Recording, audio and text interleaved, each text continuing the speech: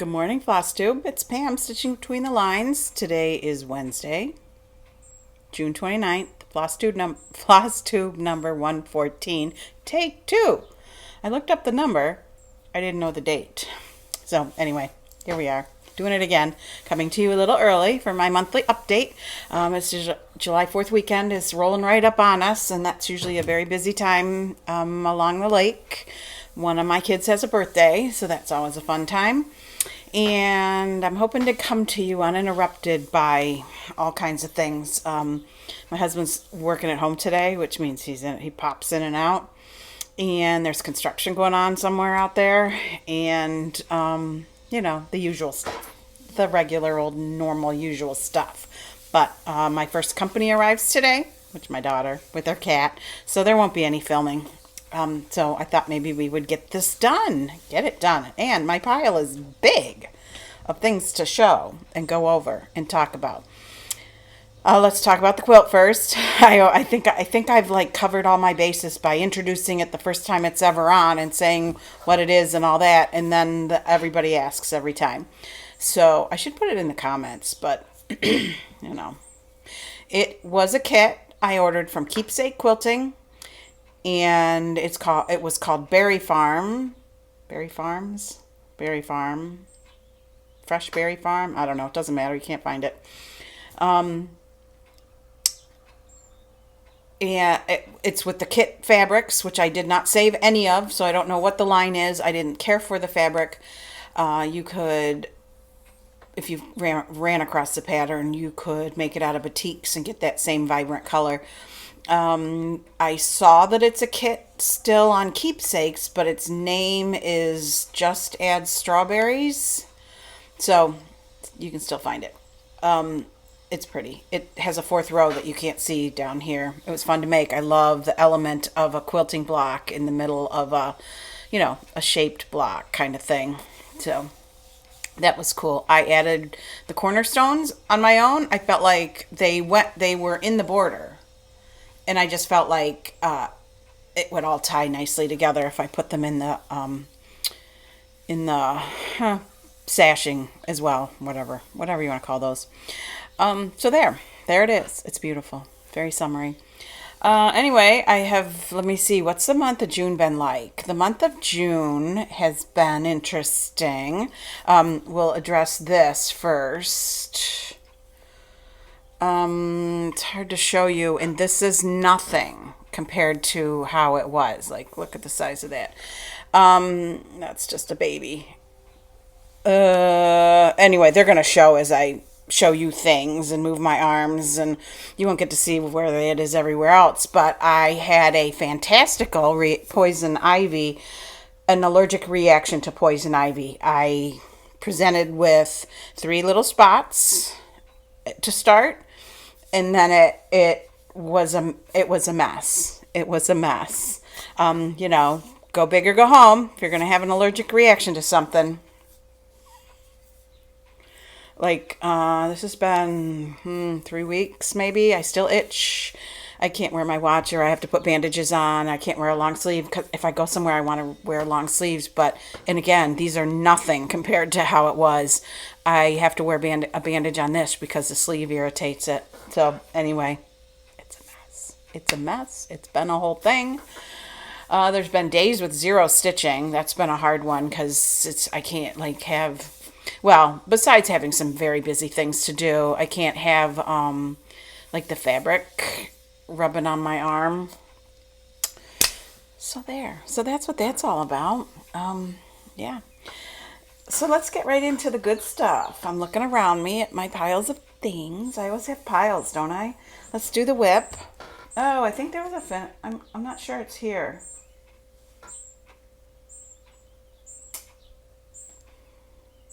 I think I finished something that's not here. Let me look at my book. Sorry. This is where I'm supposed to be prepared. I lined up everything yesterday. And I finished Mary's string. It is here somewhere. Oh, there it is. I lined up everything yesterday and prepared yesterday. and I put my book in this pile over here. You can't see. And then last night when I was getting ready for bed, I could not find my book anywhere. Like anywhere. I kept pacing the house. My husband saying, "What are you looking for?" I'm looking for my book. I can't find my book. Have you seen my book? Finally, I walked into the sewing space and I kind of sat down in my chair and I'm like, where did I leave it? And then I saw it was hidden behind a huge thing that we'll show you in a minute. I'm like, oh, there's my book. So anyway, let's do the work in progress, the whip. This June's whip was Kingdom of Books. When I started this month, I had these 2 books and Into the Gate in this center portion done. And I'm working this way because we talked about I was having trouble holding it because I work in hand. And I finally managed to figure this out. I'm working this way. I did this book, and this book is underway and should be done by the end of June. And then I have started working on the background, which I put a solid week into the background and it's not done. What I'd like to do is get myself to a position where every time I do a book, I just need to do the background that's up above it. So this was by far the largest chunk of background. Background is hard. When you look at this, you think, well, I'm just going to get fabric. Well, it takes such a large piece of fabric. And the kind of difficulty I ran into was thinking I would use something like a vintage country mug. It just, after you start to sort of struggle with where to get that big piece of fabric and what it costs after you already paid for the kit, I just said, just stitch it. Just stitch it. Whatever. 1 X at a time. You'll be stitching on something. Might as well be this. So here I am on Kingdom of Books. Oh, there's my phone. Isn't it awesome? It's awesome, right? So what's left to do on this one is simply the stripes of blue that go down through the middle. And I expect I'll be able to finish that in the next 2 days. And then I plan to keep this one out and occasionally pick it up and put a few threads of this background color in. I haven't done anything about the bottom. I'll worry about that later. I'm almost to the top. There might be another row or two. There's 2 rows of the same color that go all the way across. And so the wood grain look, I might be at the top of that. The picture's not a good representation because there's something wrong in the picture where they duplicated part of it, but that's not part of the pattern. It technically ends right there. So you can see I have that big wood knot in my, not done yet, but its shape is there. It's only 3 colors in there, and so it's not really bad to work on. Excuse me while I peek at this. More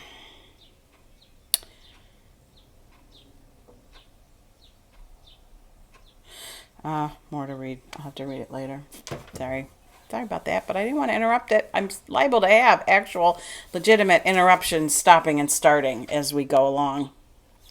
So there's Kingdom of Books. I had hoped to get 4 books done, but when I went into working on the background, that took a week. A book takes me about a week, depending on how many windows there are, because the window frame is like every color there is.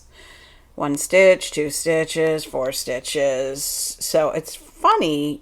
On this side, which is the side I'm working on, these books have way more windows than these books. So I kind of am hoping this half goes quicker than this half, but that could be a dream. Who knows? Whatever. I'm working away. And my minor project for the month of June was Mary String, and I finished that. Oh, is that the front? Yes, it is. Huh. So much chaos with that. That's the problem. It's upside down. It's cute.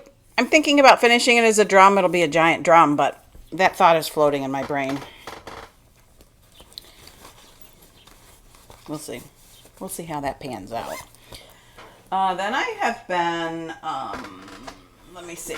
I only started one thing in the month of June, not what I thought I was going to start. We thumbed through my Mill Hill last time around, and we picked up this one for me to start. We, as in me. And here it is. And I've already started some of the beading. Let's see. Here's beads. Beading goes quick because these orange ones anyway, which there's a lot of, are only a half cross stitch. And if it's a full cross stitch you have to do through the bead, it takes a lot longer. You have to go through it. It's a little more manipulating. This is a cute one. This one might actually not carry forward as a whip because maybe, fingers crossed, the next 2 days I can finish it. We'll see. And then, I'm making a concerted effort to sort through things and reorganize patterns and kits and project bags and all that kind of stuff, and still have not unearthed my lost Crabapple Hill block. But I came across, remember, I showed you my Mill Hills. I showed you my little tiny project bag with my Mill Hill kits in it, and I said, I know there's at least one more. There's this one. And this one, and this one. This is the one I remembered I had. These larger ones take me a lot longer anyway, but they're pretty. Ooh, falling out of my hands. I have this one, and finally, oh no, not even finally, next to finally. I have this one. Isn't that cute? I want to do that one soon. Makes me think of a general store. Oh, it says country store. What do you know? And this one. So, opening a box to see what was in there means... Oh, sorry. I jiggled you. Means my wee little project bag that I keep all my Mill Hill in. All my Mill Hill. Let's say that with air quotes. Is no longer big enough. So, we'll have to make some adjustments. Another FFO. I think I showed you, these were in the works. This was Preserving Liberty. It was an 8x8 start, and then in order for it to not be a whip anymore, I decided I need to do both of the projects in this. And I modified them to have less of the pattern in it, because I'm not really into those like cliche phrases I don't know. Just the number of times I look at a pattern and think, well, I need to cut that out. This one I cut them out. And then I did FFO.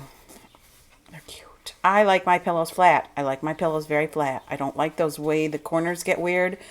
So I stuff it full, and I stuff the corners, and I stuff all the things with my cluster stuff, so it's like tiny little fluffy particles. It's not like a big thing you have to loft or anything. And then I iron it. I press it. I spritz it, especially on the back, so the steam really gets in there, and it just forms this shape. To me, so much more appealing than a clunky pillow. They stand up nice. They lay down nice. Whatever. All right. So more FFOs. Interestingly, I believe I showed you this after my trip to Hobby Lobby where the man followed me around the store. I bought this frame, or this thing, to hang on the wall. And I put this Seaside Summer pattern on it, which is stitched on I don't know what, because, when did I finish it? 2 years ago. Because I feel it wasn't in my cross stitch app where I keep track of everything. So I don't know why I was going to look up and tell you about the fabric and the thread, because actually I was looking for the thread to use on the scraps of the fabric. This is that fabric that is printed on one side. Even better yet, I bought the thread when I went to Stitchville.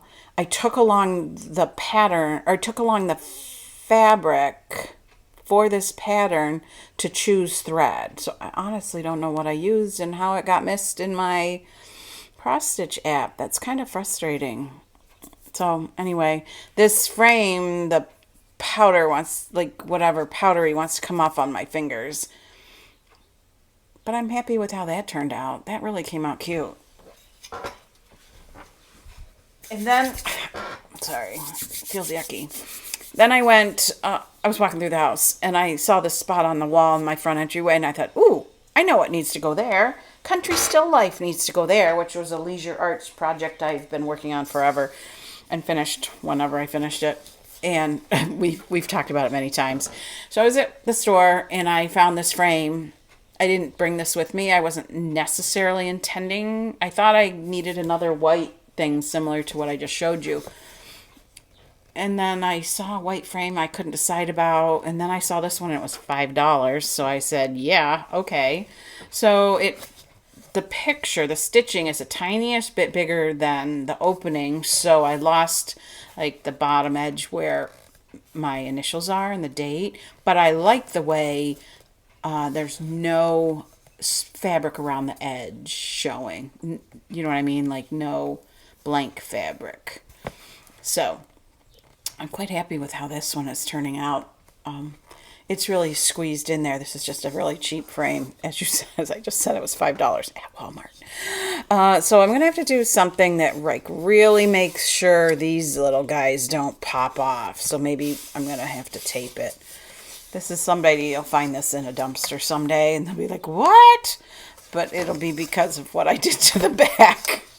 I don't know. I mean, I laced the picture on and everything, and there's batting behind it. There's a piece of fuzz on it. So, came out wonderful. Love it. And then, the real big FFO is, we've seen that I finished Farms of Hawk Run Hollow. I brought the pattern over so that you could note the one change I made. I made 2 changes, actually.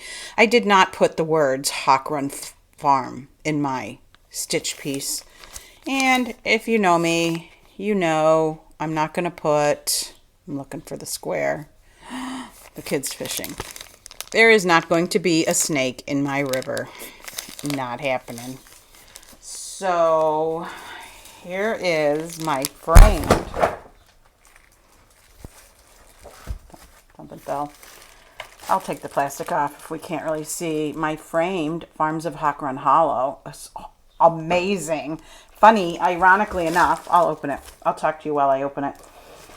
This morning on the Facebook page for the Stitching with the Housewives, somebody posted their Farms of Hawk Run Hollow that they just got back from the framer, and they stitched theirs not in the long way that I did, like is on the picture. Inside the pattern, they suggest a version where this double wide one is in the middle and then they surround it. So there's 1, 2, 3, 4 that go over top. 1, 2, 3, 4 and make a square picture. So if you're on that Facebook page, maybe you'll find that, see that. So let me just, I didn't want it like sitting here on the floor, not in plastic. So now that I'm opening it, I can hang it. I don't know where. Somewhere. Somewhere, not on the floor. Sorry, it's like Christmas and you're watching somebody. I wish they would hurry up. So here is my Farms of Hawk Run Hollow. I have to trust you're seeing stuff. Just see all the way through. So you can see where I picked up some of the corn from a different portion of the pattern. Sorry, I try not to get something between me and the microphone, but sometimes it happens. So the words aren't in there, and I just did some fish in the pond or the river or whatever because I'm not doing a snake. So it is quite beautiful. Very stunning. I was like speechless. My husband brought it home and I just looked at it and he goes, what's wrong? I'm like, I just, I can't believe it. You know, I don't know. You know how it is. Something comes back to you FFO'd. you know, it's impressive. It's an impressive piece. Let me pick this plastic up so I don't forget about it. All right, what else is going on over here? Excuse me while I duck out of view and look around to make sure. I made notes, so let me look. Did the whips, did the finish, did the start, did the FFOing. And we kind of, well, we'll talk about my plans. That's the other stitching thing. So I said I was going to keep out as my lesser project or minor project, Kingdom of Books, so that I can work on the background, the wood grain. But my focus pattern for the month of July will be Bucilla's Rural Post Office at Christmas, which I loved it the absolute minute I saw it. And a very, very sweet viewer sent it to me. I'm just trying to figure out what I lost. Because apparently when I put it away, I literally folded up the fabric and that was that. There's some thread and a bobbin with a different color and some more and some more. And the threaded needle is still connected. I wonder if I thought I was going back to this, I would guess. So, sorry about that. Rural Post Office at Christmas. I began in the center, which I believe is somewhere around here. So I'm working around here. I'm going to guess that I did about 3 days on this. I don't think this is a week's worth. So there's the pillar, there's some of the building, and there's the window. So let's review again. Help me find my place. So yeah, I've got some of this snow, that's coming down here.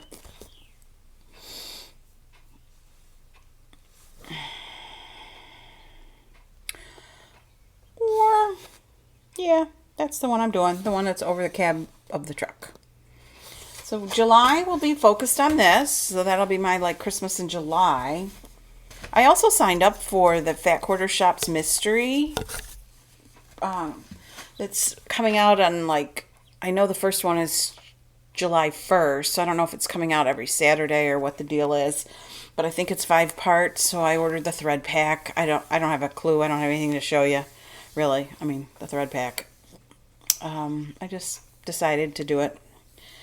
So what else is on my list? I showed you my website. Okay, I was going to talk about, this was on my shopping list, and I thought I had some, I couldn't find it, but it never hurts. It's the kind of thing you use. I had started to work on an FFO using Vanna's tutorial, and the first thing she said was you needed that you put some SF 101 on the back. So I probably have some here somewhere, but I couldn't find it. So it was on my shopping list to go get at Joann's. I was in Walmart and I ran through the sewing section because you never know. And they had the prepackaged 3-yard packages. So if you go to Joann Fabrics, you can get packaged versions as well. Or it's on a bolt. It's not super wide. So these bolts, this is 12 inches wide. For 3 yards by 12 inches, I think. Which is a fair amount. 15 inches by 2 yards on this one. 15 inches by 3 yards on the other one. We'll talk about in a minute. So a yard even is plenty when you're finishing little cross-stitch things.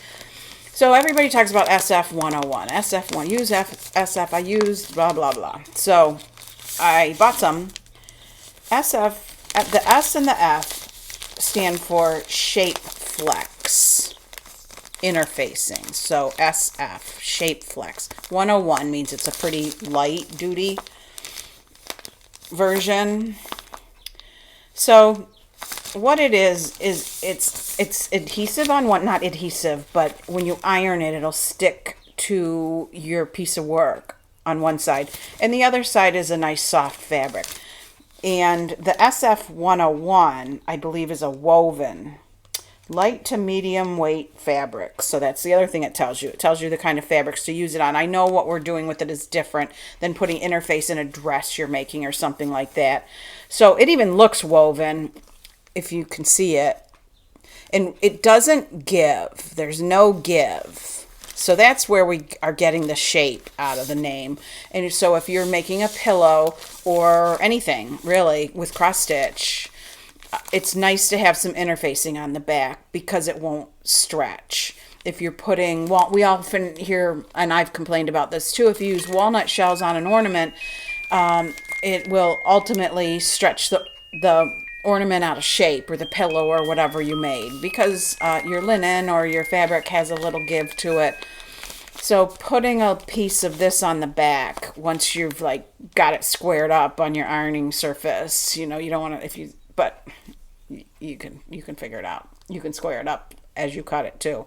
So you make this bigger than what your ultimate goal is. If you're making a pillow that's 4x4, you want this to be beyond the seam allowance. So you make it bigger and then you cut it down. Don't try to cut this at 4x4 and fit it on your piece. Let it be in the seam allowance. There's no real bulk here. So this is one-sided. This is the S shape Flex 101 by Pellon. And at Joann's, there's usually near the cutting table somewhere, there's a rack, and it has lots of bolts of this kind of stuff, of all kinds of Pellon products and interfacing and adhesive things, and you can buy it by the yard that way. Or the more common thing, sometimes right by that rack, is they're hanging. I have bought them not in a roll like this. I've bought them a flatter, wider package, so it can look round like this or flat. Often it's pink. So if you buy it on the bolt, it's the kind of thing where the instructions on how to use it are wrapped around the bolt with it. So when you buy a length of the product, they cut it right along with whatever instructions are woven or folded right in there with it. So then you get this little piece of tissue paper or whatever it is along with it with the use instructions. So I also bought some fusible. I do a lot of raw edge applique and quilting, and I use fusible, but I need a two-sided fusible. So this is not two-sided. This is 911 FF. So it's fusible featherweight, which means it's very thin. So that's a nice product to use for backing a finish. It isn't woven in the same way, but it's got the little dots on one side, and that's what you iron on to the back of your fabric. Obviously you want this on the back, and then the side that you'll see finished is really nice and soft. So there's plenty of things that I like to use this for, where I'm not worried so much about the shape giving and stretching, really. So this is just a basic, to me, staple for sewing or finishing. So and that's what FF is, fusible, and it's featherweight. So there's heavier duty versions, and somewhere on here it'll tell you what kind of fabrics to use it on, light to mid-weight. You don't want the bulk that would come from something used on a heavier fabric generally in your cross stitch finishing. So again, bought these both at Walmart. I don't remember the price, but it would have been a few dollars, literally. So there.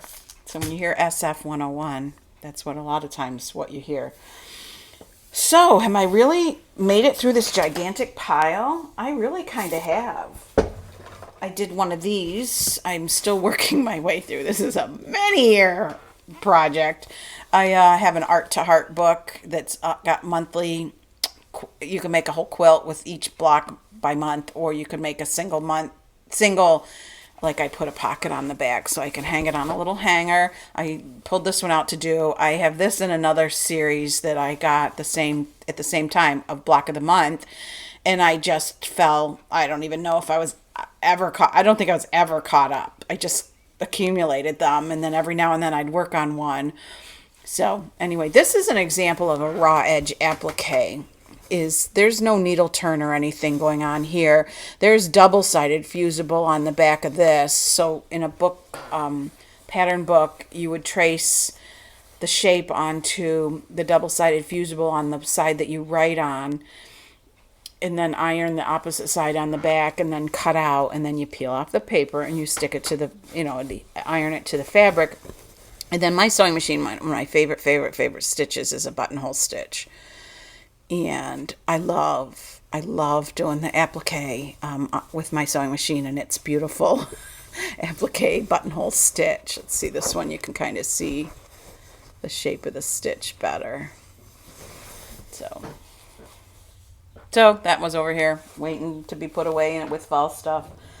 And then I have my book, the one I couldn't find that I can talk about. I read a lot of cruddy stuff I wouldn't even mention.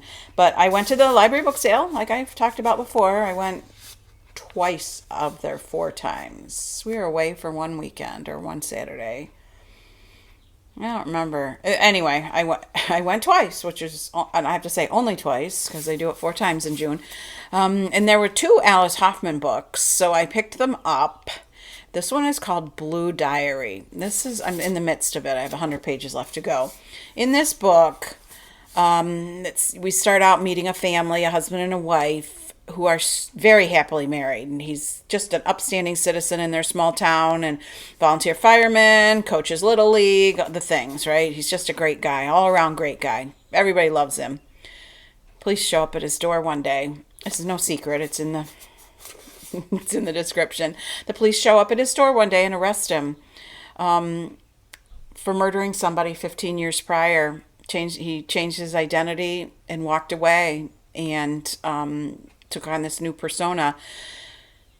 So the book is primarily about everybody in that town is sort of, floundering and falling apart because it makes them question themselves, because they were his best friend, his wife, his son, his, mother-in-law, whoever, makes them start to question themselves if they couldn't discern that somebody was living this double life, the secret life, not even a double life, because he just left it behind. It wasn't like he was leading 2 parallel lives, that he could do this like almost beyond comprehension, 180 in the kind of person that he was.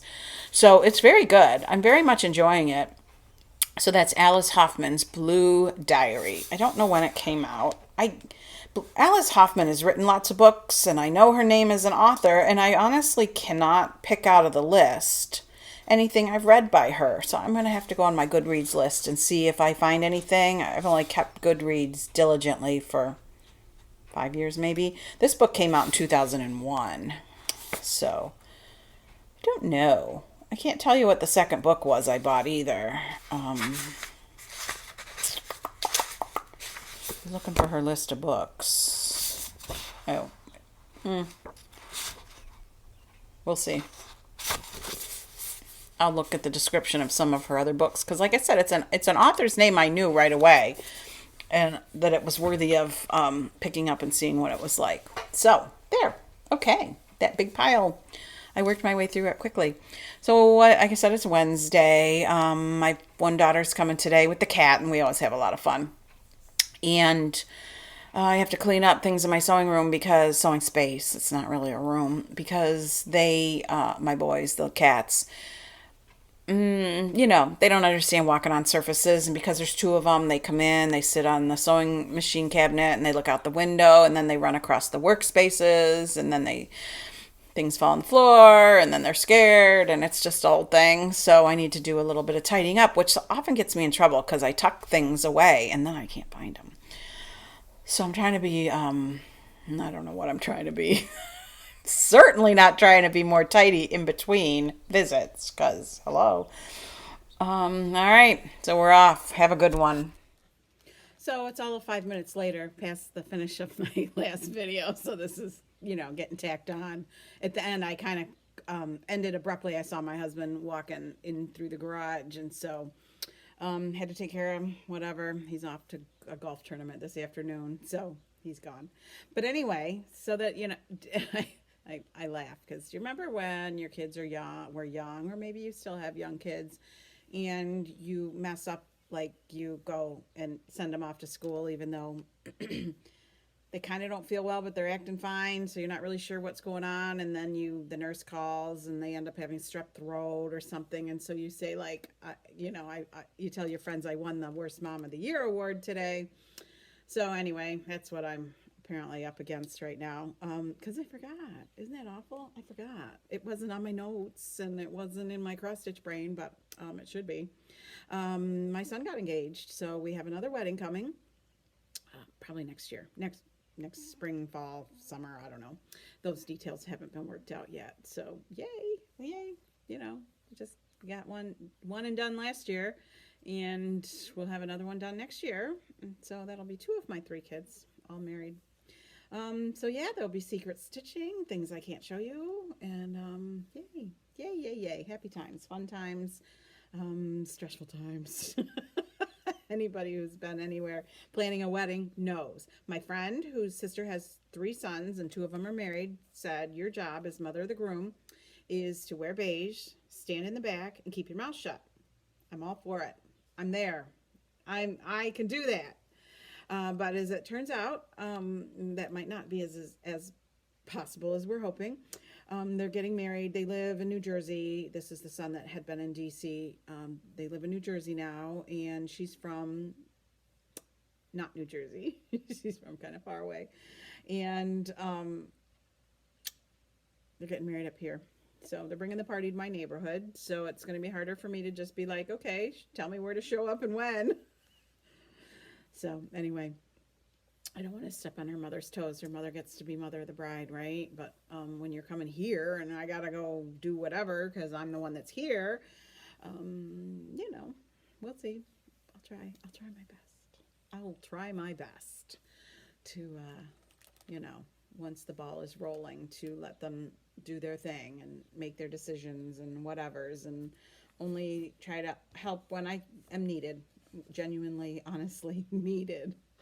Because it's a stressful time planning a wedding, as you all know, as everybody who's been through it knows, or been on the edge of it knows, or watched somebody else do it knows, but, that's what you do. So, anywho, I will make a video when I have something to show. I have flipped my chair around, so you're seeing into the family room. Oh, you're seeing my messy work table. Yeah, that's not good. Yeah, so I have sort of just a space in the back section of our family room. So in there's the room. It has shelves on each side of a fireplace. That's where we watch TV, and our chairs are, and whatever. Our evening space. And my long arm is along the edge of the room. So that's all you're going to see, because it's not really what I call a public space. It's a pretty room, but I've sort of made it very multifunctional. So have a good weekend. Have a good 4th of July if you're in the United States and you celebrate that. It gets chaotic on the lake. The lake will be chaotic. So even though we got our jet skis in last weekend, I'm not sure how much we'll get out using them. Being right here, if there's a lull or quiet, and it seems like a good thing to do, we will. But the fireworks along the lake are just fabulous. And so that's fun. So anyway, have a good one, and we'll talk to you soon. Bye.